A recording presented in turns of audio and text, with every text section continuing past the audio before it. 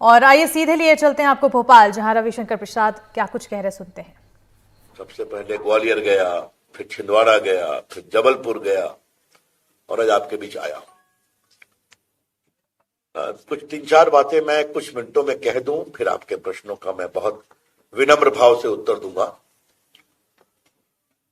मित्रों, भारतीय जनता पार्टी मध्य प्रदेश में अपनी विकास यात्रा के कीर्तिमान के कारण जनता का पुनः विश्वास प्राप्त करेगी।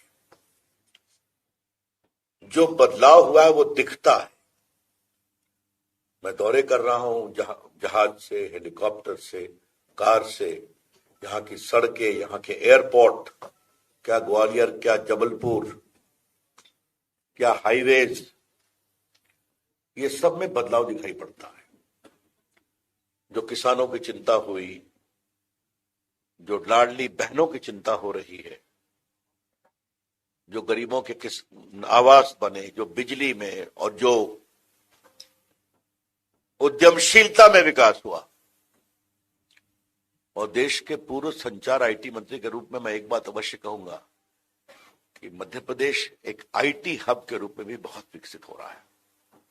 इंदौर हो, आपका भोपाल हो, बाकी स्टार्टअप मूवमेंट हो, तो जिसे कहते हैं सर्वांगीण विकास। इसीलिए गरीबी रेखा से बाहर निकले, इसीलिए बीमारू स्टेट से विकासशील प्रदेश बने। तो ये सब इसलिए हो पाया कि हमने ईमानदारी से काम किया और जनता का आशीर्वाद प्राप्त किया। मैं छत्तीसगढ़ भी था, वहां के नतीजे आश्चर्यजनक होंगे। और मैंने बघेल साहब के बारे में कहा, जैसे अजीत जोगी थे वैसे ही भूपेश बघेल जी हैं। 2003 में वो कसकर हारे, फिर नहीं जीते। मैं वहां का प्रभारी रहा हूं, इनका भी हाल वही होने वाला है। राजस्थान में भी जीत तय है। तो we are on very safe and sure wicket Madhya Pradesh और बाकी चुनाव को लेकर। तेलंगाना में भी हमारा प्रभावी परफॉर्मेंस आएगा। मित्रों, कांग्रेस अपने एग्जिस्टेंस की लड़ाई लड़ रही है। वो 20 साल से सत्ता के बाहर है। तो मुझे लगा कि जब कोई पार्टी एग्जिस्टेंस के लड़ती है तो कुछ तरीके से लड़ती है, मिलजुल कर लड़ती है। लेकिन यहां तो मैं नए नए शब्द सुन रहा हूं।